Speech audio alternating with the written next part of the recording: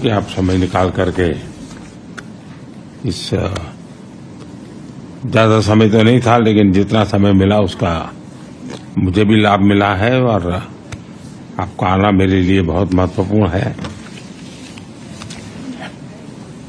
पिछले साल जब मैं वॉशिंगटन आया था तो मैंने टैग हैंडशेक एक कार्यक्रम में शामिल हुआ था और उस समय भी आप में से कुछ साथियों से मिलने का मौका मिला था।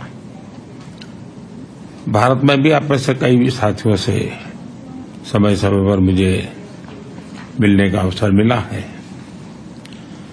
आज एक साल बाद मैं दुनिया के बड़े बड़े जो इनोवेटर्स हैं उनके बीच अपने आप को गर्व महसूस कर रहा हूं कि मैं आप सबके बीच आज बैठा हूं।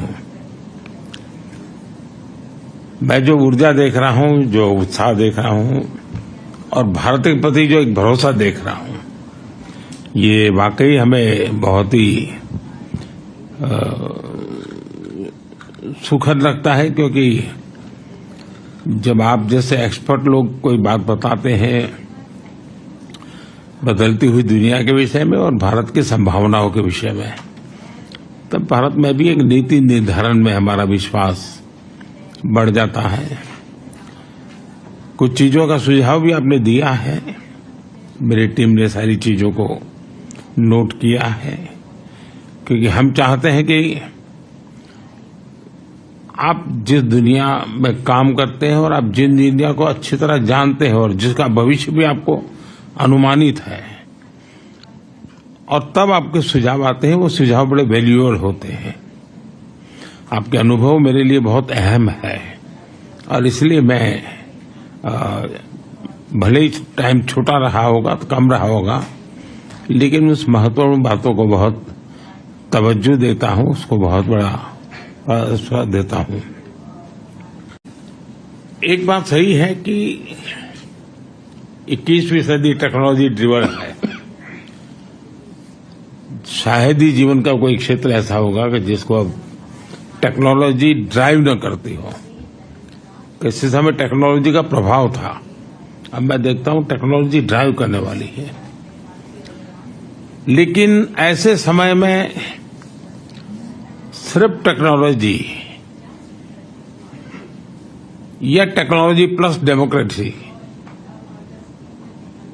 इसका एक संतुलन बहुत जरूरी है, क्योंकि डेमोक्रेटिक वैल्यूज और टेक्नोलॉजी का मिलना मानव कल्याण की गारंटी देता है, एक विश्वास पैदा करता है।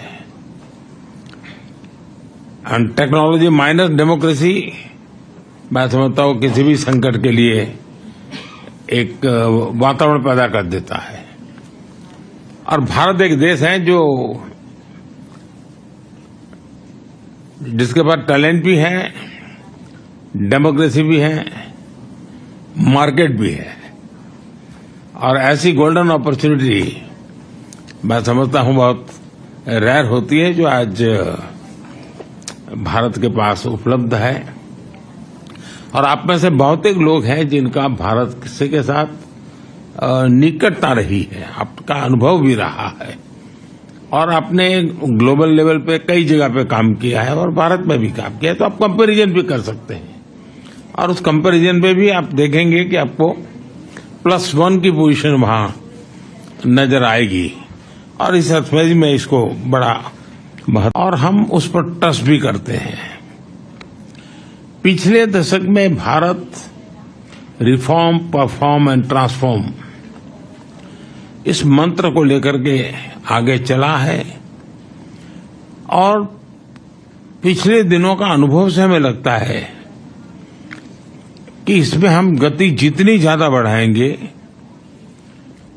उसका फलक जितना ज्यादा हम विकसित करेंगे, और जरूरत के आधार पर हम रिफॉर्म को बल देंगे, तो शायद हम और अधिक परिणामकारी होंगे। तो हमारा ध्यान इन दिनों उन बातों पर ज्यादा है। आज का भारत एम्बिशियस सपने देखता है, और मुझे पूरा करने का भरसक प्रयास भी करता है। आज भारत विश्व की 5वीं सबसे बड़ी इकोनॉमी है, विश्व की सबसे तेजी से ग्रो करने वाली इकोनॉमी है,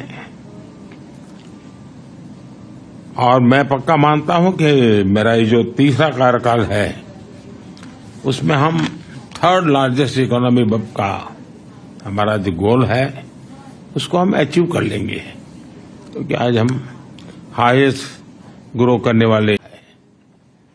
आज हमारा इलेक्ट्रॉनिक सेक्टर $150 बिलियन से ज्यादा का है। हमारा लक्ष्य इसे 2030 में $500 बिलियन तक ले जाने का है, ताकि इस सेक्टर में 6 मिलियन नई जॉब्स की हम आपूर्ति कर सकते हैं।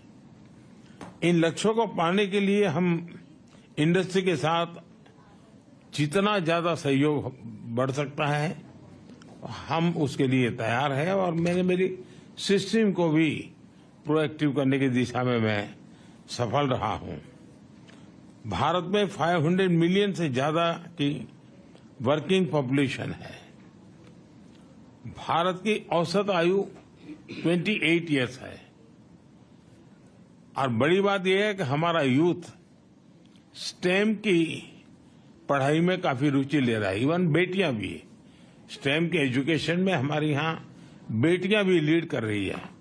और मुझे तो याद है कि एक देश में मैं वहां के एक बहुत बड़े नेता मुझे पूछ रहा था कि क्या आपके यहाँ बच्चियां स्टेम के अंदर रुचि लेती है। जब मैंने उनको आंकड़ा बताया तो उनके लिए सरप्राइज था कि भारत की बेटियां भी उन सारे क्षेत्रों में काफी कुछ कर रही है।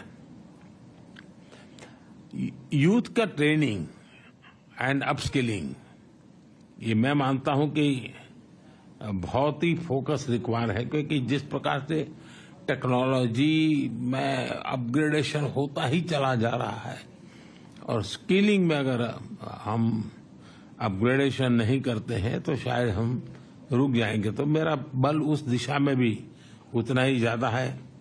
और इंडस्ट्री 4.0 के लिए इंडस्ट्री रेडी वर्कफोर्स, वो हम एडवांस में काम करने की दिशा में आगे बढ़ते हैं। आपका अनुभव और आपकी रिक्वायरमेंट, उसके आधार पर अगर कोई हमारे पास प्रोडक्ट मिलता है कि भाई ये हमें चाहिए, तो हम उसके आधार पर काम आगे बढ़ा सकते हैं और बहुत तेजी से इसको हम बढ़ा सकते हैं।